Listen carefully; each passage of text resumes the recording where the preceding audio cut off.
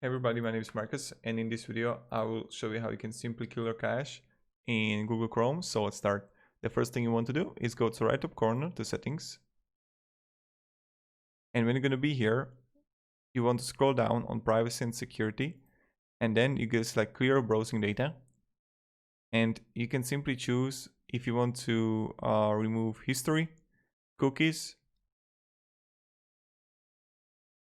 or cache. It's like really up to you, and then you just like simply clear data. Of course I don't want to clear the data right now, but this is pretty much how we do it. So yeah, if you have any questions, guys, ask me down in the comments. I'll be really happy to help you.